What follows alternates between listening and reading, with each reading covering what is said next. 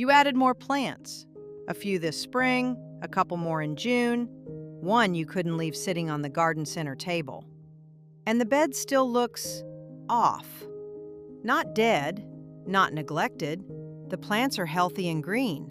But from the street, it reads messy, flat, unfinished, like something is missing and you can't quite name it. Here's the part almost nobody says out loud. The problem usually is not the plants. It is the frame around them. And the fix is often something you already own the tools for, sitting in the garage, with no garden center trip required. Think about the last yard that made you slow down as you drove past.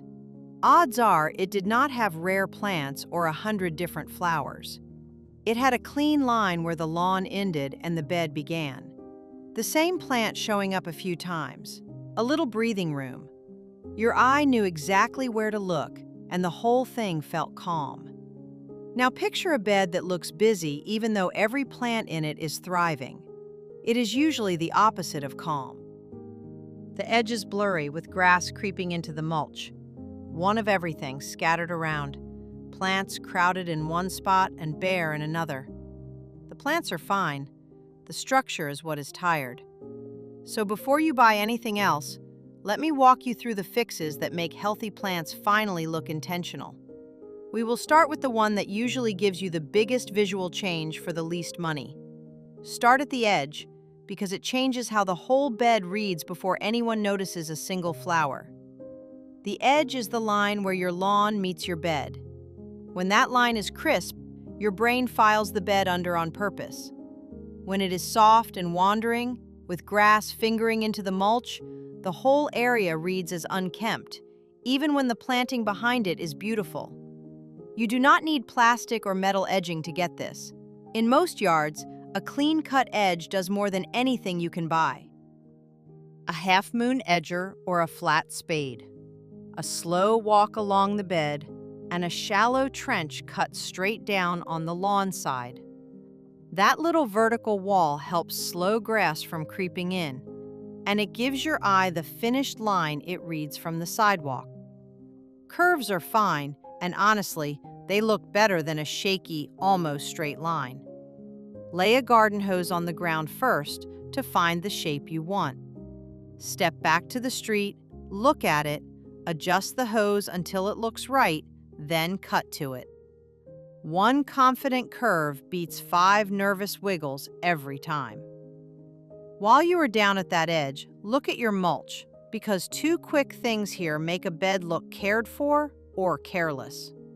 First, keep the mulch below the edge line, not spilling over onto the lawn or washing across the walkway. Mulch on the grass is one of those small details that quietly says messy, even when you can't put your finger on why. Second, thickness. For most beds, about 2 to 3 inches is plenty. That is enough to help hold moisture, moderate the soil surface, and slow down weeds without burying the plants. More mulch is not usually better. If it gets too deep or touches stems and trunks, it can hold moisture where you do not want it and create problems over time. Flat, even, and tucked below the edge is the look you are after. And keep it off the base of your shrubs and trees. No mulch volcanoes. Now the big one for beds that feel random. Repetition. Here is the trap almost all of us fall into. You go to the garden center, everything is gorgeous, and you buy one of this, one of that, and one of the pretty things sitting by the register. You get home, plant them, and the bed looks like a sampler. Lots of nice plants, no rhythm, and your eye has nowhere to rest. The fix is not more variety, it is less. Pick the thing that already works in your bed. A plant you like, a color, a leaf shape, a low mound. Then repeat it. 3 of the same plants spaced down the bed will almost always look more finished than 3 different ones. Repetition is what your eye reads as design. It ties one end of the bed to the other and makes the whole thing feel like a decision instead of an accident. The same idea works with color. A bed with 5 colors fighting for attention often looks busier than a bed built around 2, with the third color used just as an accent. You do not have to be strict about it. Just notice when the color is doing the shouting. If you are not sure what to repeat, walk outside and ask which plant looks best right now. That is your answer. Buy 2 or 3 more of it, or, if it is a perennial that divides well, use divisions from what you already have and space them out. You are not starting over. You are taking what already works and turning it into a pattern. Repetition only pays off if the plants have room, which brings up spacing. Most crowded beds got that way honestly. The plants were small in the pot. The bed looked empty, so everything went in close together to fill the gap. Then summer arrived. Everything filled in at once, and now it is a pile. The trick is to plant for the size the plant becomes, not the size it is in the pot. You do not need to memorize numbers. Just read the tag for the mature width and give it roughly that much room. A plant tagged to reach about 3 feet wide wants close to 3 feet to itself. Yes, it will look a little sparse the first season. That is normal and temporary. If the bareness bothers you, use a few annuals only as temporary fillers and keep them far enough from the crowns of your perennials that they are not stealing water, airflow, or growing room. And if a bed is already too crowded, you still may not need to buy a thing. In July, start by marking the plants that need more room. Then move or divide them when your region gets a cooler, safer planting window. If you are in a mild spell and the plant is tough enough to move now, water first, work in the cool part of the day, and keep it watered while it settles in. Here is where structure and plants meet. The front edge of the bed. The low row closest to the lawn or the path. A bed without a clear front row tends to look like it is spilling out. A low, repeated plant along the front works like the frame around a picture.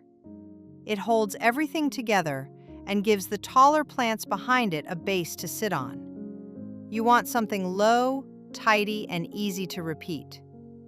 In sunnier beds, catmint is a common pick. It mounds up, blooms for a long stretch, and many types handle dry spells once they are established. Just check the specific variety tag for your zone and your summer humidity, because catmint performs differently from one region to another. In shadier beds, coral bells give you low mounds of colorful foliage that hold their look even when nothing is in bloom. In many warmer regions, a clumping liriope can make a neat front row, but this is one to buy carefully. Look for the clumping type, check whether liriope is a problem plant in your area, and avoid the running type near lawn edges because it can spread into places you did not mean to plant it. Whatever you choose, the move is the same. One low plant repeated along the front, chosen for your light and your region. Check your zone and your sun before you commit, because the plant that frames a bed beautifully in one yard can struggle 2 states away.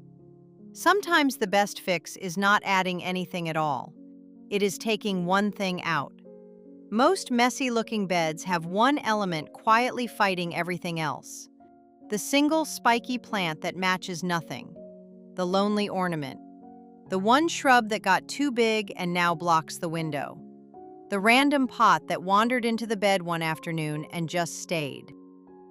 Before your next trip to the store, walk outside and find the one thing your eye keeps snagging on. Then take it out or move it somewhere it actually belongs. Removing the wrong element often does more for a bed than adding a right one, and it costs nothing. A bed with 5 good plants and one clear idea usually looks better than a bed with 8 plants all arguing for attention. Let me put all of this on real yards, because a flower bed is never really just a flower bed. Take the front foundation bed under your windows. The fix there is usually the front edge line plus repeating one low plant, so it stops looking like a shelf of odds and ends. The bed along your front walkway. Repetition matters most here because people move past it slowly and notice every mismatch. The same plant running down both sides reads as intentional almost instantly. The mailbox bed.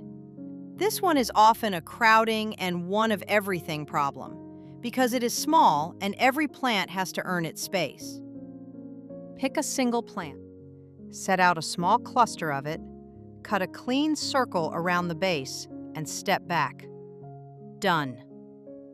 The driveway corner. That hot, dry spot often bakes all afternoon. It is usually a spacing, mulch, and right plant problem more than a quantity problem. A few drought-tough plants with real room around them will beat a jammed-in mix that fries by August. And the long foundation bed across the front of the house. This is where a clean edge and one repeated low plant along the front do most of the heavy lifting, because it is the biggest surface your eye scans from the curb. I am curious which bed in your yard is the one you walk past every day and think, something is off here, but I can't say what. Tell me where it is. Front bed, mailbox, walkway, driveway corner? I read these. And if you would rather fix and use what you already have instead of hauling home another cart of plants, go ahead and subscribe. That is the kind of yard advice I try to make here. So before you spend another dollar, here is a simple test. Walk out to the street, look back at the bed, and ask 3 things. 1. Can I see a clean line where the lawn ends and the bed begins? If not, that is your first job and it is free. 2. Does any single plant, color, or shape show up more than once? If everything appears exactly one time, you do not need new plants. You need to repeat one you already have.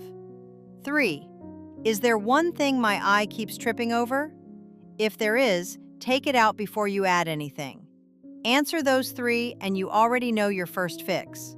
Most of the time, it is not another trip to the garden center. It is a clean edge, one plant repeated, a little room to grow, and one wrong thing removed. Your plants are probably just fine. Give them a frame and let them finally look like you meant it.